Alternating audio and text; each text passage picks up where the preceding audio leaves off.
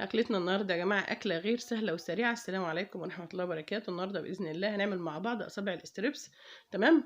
اللي احنا بنشتريه بغالي جدا. لا، ده عندي قطعة كده من الصدر، عندك حتة صغيرة من الصدر قطعها صوابع. تمام، ما تكونش تخينة ولا رفيعة. جيت عندي غسلتها غسل كويس. تمام، زي ما انتوا عارفين بنغسل الفراخ ازاي. جيت عندي بقى كده ربع معلقة كركم، ربع معلقة شطة، بابريكا، زيهم برضو ثوم باودر، بصل باودر، ملح، فلفل اسمر. ما حطيتش حاجة غير كده يا جماعة.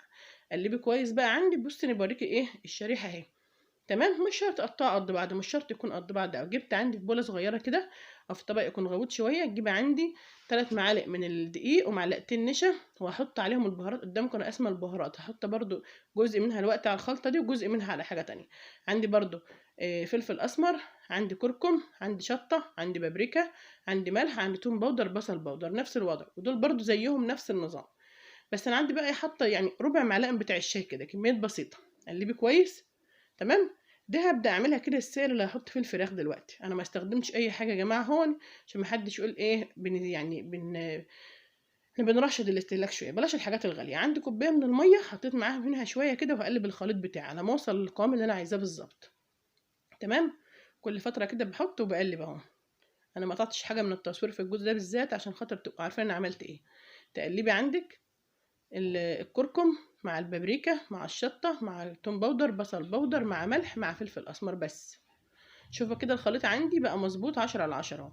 جبت طبق عندي تاني فيه، فاكرين كده الفيديو اللي كنت عاملاه بتاع اللي هو الايه كنتاكي ده؟ عندي بواقي من الكريسبي ده، كنت جايب 10 جنيه الباقي اللي فيه.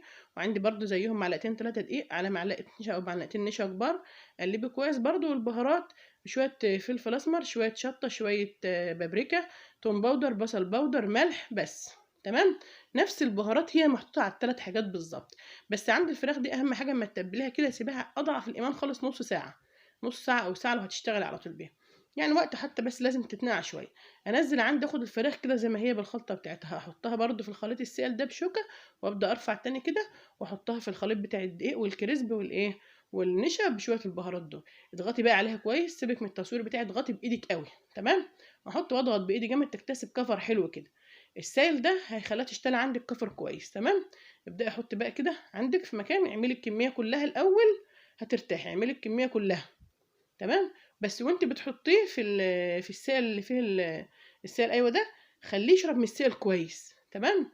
وبطنيه بقى الايه الكفر بتاع ده كويس. عندك زيت يكون سخن جدا. تمام. انزل في زيت السخن الاول ده في الاول. ما تقلبيش خالص بقى لما الكفر بتاعي يمسك قوي من الاتجاهين. تمام. بعد ما الكفر يمسك في اتجاهين بعد دقيقتين 3 كده، ابدأي عندي وطي النار برده كمان دقيقتين 3.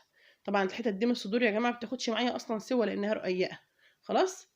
طيب ونقعتك نقعتك في البهارات شويه مده في الاول كده عندك بيسويها شويه كمان. طيب وزي ما عودناكم اهم حاجه عندي تكون مغسوله كويس. عندي بقى شوف خدت لون جميل جميل جميل جميل. طبعا بعد ما بتاخد اللون الحلو ده بهدي النار شويه صغيرين كده واخرجها. وقبل ما تخرجيها قومي معليه النار تاني عشان ما تطراش منك. بس احنا حاطين فيها نشا، النشا ما بتخليهاش تطرى. تمام كده بقى ما شاء الله لونها جميل وشكلها جميل. لو عايزاها حراقه قوي زودي الشطه. كريسبي قوي زي بتيجي من بره كده زودي الشطه. مش عايزاها حراقه قوي خلي شطه وسط.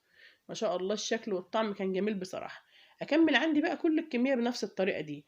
احطها ما اقلبش خالص الا لما تاخد لون من الجنبين. كفر كويس، الكفر بتاعي يمسك عشان ما حدش يشتكي من كلمه بيفك دي. وان شاء الله الكفر بتاعي عمره ما هيفك. ولا حطيت لكم زبادي ولا حطيت بيض ولا حطيت اي حاجه خالص اهو. تمام. كلها بهارات عاديه موجوده عندنا في البيت وحاجات عاديه خالص. وهنأكل ولادنا الاكل اللي احنا بنشتريه من بره بالشيء الفلاني. وطبعا الواحد بيجيب فرختين 3 في البيت ويعمل كل ده عنده في البيت. يقطع الصدر كده يعمله بانيه، يعمله ستريبس، يعمل منه حاجات اللي هي للشاورما. كل حاجه عندي. تمام. الاجنحه اعملها مشويات، الدبابيس اعملها مشويات. اعملي مثلا كنتاكي اللي انت نفسك فيه اعمليه. تقدمها بقى مع مكرونه سباكيتي عشان اطفالنا الحلوين. تمام. احنا عملنا المكرونه قبل كده، ده للاطفال. طيب الناس بقى اللي ايه اللي صاحبه المزاج بقى، هنجيب عيش رد او عيش بسميه السن او الفينو او اي حاجه.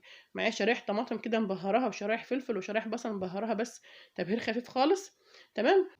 ومحمره بقى معاها شويه بطاطس كمان كده. واحط بقى عندك مثلا زي ما انت عايزه بقى توميه، تحطي مثلا طحينه، تحطي كاتشب، تحطي مستردة، تحطي اللي انت عايزاه. تمام. المقبلات دي بترجع لحضراتكم انتوا. انما اكلتنا كده جميله ولذيذه. واشوفكم في وصفات تانية جديده باذن الله. مع الف سلامه. ادعمونا يا جماعه باللايك والشير بعد اذن حضراتكم.